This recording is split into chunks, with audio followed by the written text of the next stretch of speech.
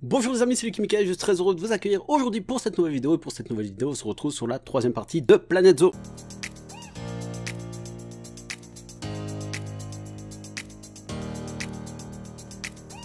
Et donc on se retrouve sur la troisième partie de Planète Zoo. Le but des vidéos ici, c'était de faire le tour du parc avec un peu l'envers du décor, vous montrer un maximum de choses pour vous donner envie de jouer et vous donner des petites astuces si vous commencez.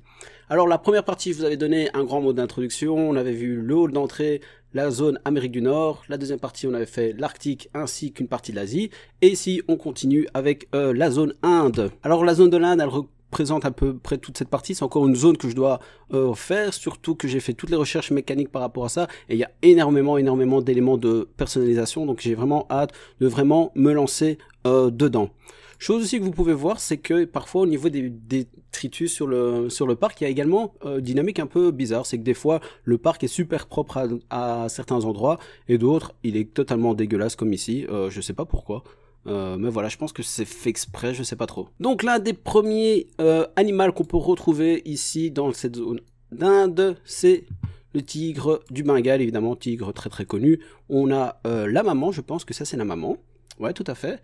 Et on a le papa, il faut savoir également qu'il y a des animaux albinos qui ont eu un petit. Il faut savoir également comme dynamique dans le jeu, à part au niveau des vivariums où là ils peuvent se reproduire entre frères et sœurs, il n'y a pas de souci. Il faut savoir que pour les autres animaux ce n'est pas possible, enfin si c'est possible, mais alors il y a de la consanguinité et il y a un risque de diminution fortement des attraits au fur et à mesure, notamment vous risquez d'avoir vos animaux stériles, etc. Donc ça aussi c'est à prendre en considération, d'où l'intérêt de faire des échanges, de relâcher dans la nature et d'acquérir de nouveaux animaux. Ici, on arrive sur l'enclos des dragons de Komodo, notamment un qui est en train de nager, une espèce également fascinante et très très ancienne. Ici, on a un mécanicien qui est en train de réparer la clôture. Également, vous avez des mécaniciens qui doivent régulièrement venir réparer vos clôtures, sinon elles risquent de se détériorer et les animaux de s'enfuir. Ici, on a l'enclos avec les éléphants indiens, j'en ai plusieurs. Non, je ne pense pas qu'il est mort, je pense qu'il est juste en train de dormir à côté d'une grosse bouse. Et ici, on a un bébé qui est en train de jouer dans la boue avec sa maman. Lui aussi, je suis super content parce qu'il est gold, alors que les parents sont même pas gold, ils ont rien du tout comme attrait particulier. Ici, vous avez les quelques boutiques, comme je vous avais dit, c'est important d'avoir des boutiques dans chaque zone, ça permet de faire venir du monde. Ensuite, ici, on arrive au niveau des gavials. Franchement, c'est une race super importante. Et donc, lorsqu'on arrive dans le zoopédie de l'animal, on retrouve ici une information très importante. C'est une espèce en danger critique d'extinction.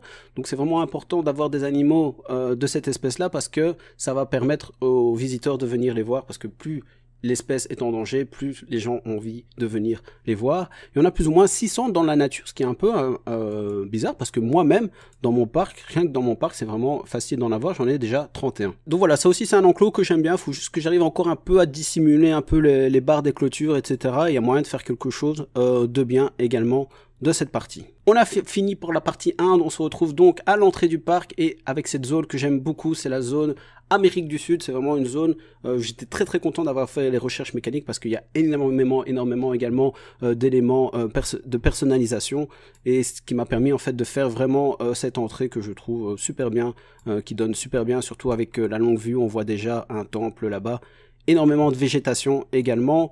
Il y a une petite station ici pour pas le train comme on a vu au début, mais des bateaux. Et le but ici que je voulais faire, c'était faire un peu un trajet de, comment dirais-je, de la forêt amazonienne, vous voyez. Donc ça fait tout le tour ici, avec énormément de végétation, un peu pour dissimuler plein de choses et faire un élément assez naturel. Donc j'aime beaucoup ça. Ici sur la vue un peu globale, on voit également tous les vivariums et il y a également énormément d'animaux de vivariums qui vivent en Amérique du Sud. Donc c'est vraiment important. La station ici que j'essaye de camoufler petit à petit. J'ai pas fait de toit, j'ai préféré mettre 2 arbres pour masquer un peu le dessus. Et donc tous les éléments de personnalisation qu'on essaye de mettre au fur et à mesure. Ici on tombe sur l'enclos des caïmans nains. Espèces aussi fascinantes qui sont vraiment tout petits, tout mignons. Moi aussi je les aime bien.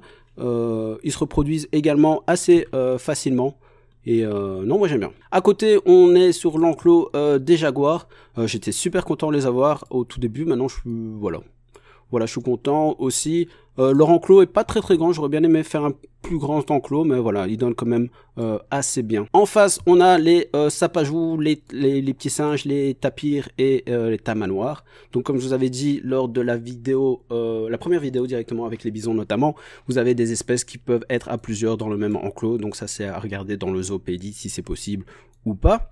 Voilà un peu leur enclos. J'ai essayé de dissimuler les poteaux des barrières, enfin des clôtures via les murs déjà tout fait. Ensuite ici vous avez l'enclos des lamas, une espèce que j'aime bien, qui est sympa également. Ils peuvent être 60 au maximum dans l'enclos, je sais pas combien j'en ai pour le moment, on verra si on arrive à ce chiffre là, mais je pense que l'enclos sera un peu trop petit. Vous avez toujours l'abri solide avec la couchette qui permet aux animaux de se reposer. Vous avez ici le soignant ici qui vient aspirer toutes les crottes avec son super aspirateur, ça aussi c'est pas mal. Ensuite on arrive sur le bout de cette zone d'Amérique du Sud. Alors ici je suis encore un peu à la recherche de ce que je vais faire. Faut savoir que dans mon parc j'ai pas d'animaux marins.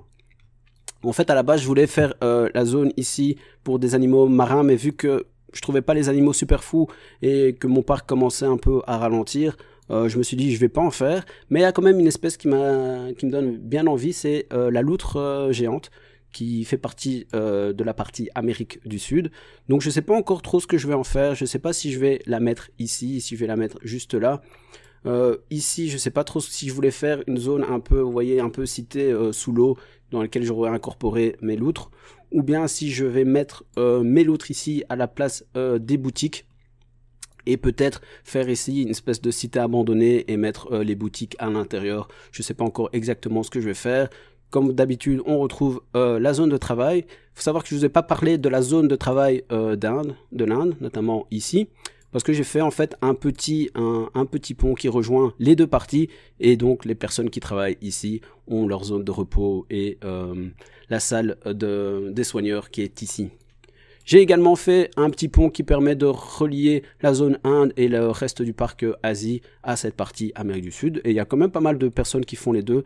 Donc c'est pas mal. Ça permet de vraiment optimiser un maximum les trajets. Ici aussi, on a une autre petite station que j'ai pas encore dissimulée. Donc voilà, les visiteurs peuvent faire le tour du parc, enfin le tour de la zone Amérique du Sud via les petits bateaux.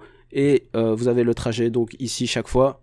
Et comme vous pouvez le voir, il y a aussi à l'arrière de tous les enclos une baie vitrée, ce qui permet sur le trajet de voir également les animaux. Et de l'autre côté, j'essaie de dissimuler aussi avec des arbres, etc. Donc j'aime bien cette zone. Elle est encore, comme je l'ai dit, à travailler. Il y a beaucoup de choses à faire. Peut-être qu'il y a des gens qui se disent ouais, pourquoi est-ce que t'as pas terminé tout ton zoo à 100% avant de nous faire les vidéos? Bah justement, c'est parce que ça fait partie un peu de l'attrait du jeu, c'est qu'il y a toujours quelque chose à faire, il y a toujours quelque chose à modifier. Tu vas avoir une idée d'un endroit. Surtout que moi, je sais pas faire un enclos 100% et passer à un autre. Je vais faire par exemple l'enclos là, puis après ça va me donner une idée d'un autre enclos là-bas, et ainsi de suite. Donc vraiment, la durée de vie du jeu est vraiment énorme. C'est pour ça que c'est impossible entre guillemets de faire un parc à 100% avant de l'abandonner. Et donc voilà pourquoi j'ai pas fait mon parc entre guillemets à 100% avant de faire ma vidéo. Et bien voilà les amis, c'est déjà la fin de la vidéo. Merci beaucoup de l'avoir regardé. Donc là c'était la partie 3 sur normalement 4 parties. Donc la prochaine partie je ferai la zone Afrique, qui est quand même une grande partie. C'est pour ça que je voulais la faire toute seule. Donc merci beaucoup d'avoir regardé la vidéo. Je te donne déjà rendez-vous pour une prochaine vidéo. À très bientôt j'espère. Peace.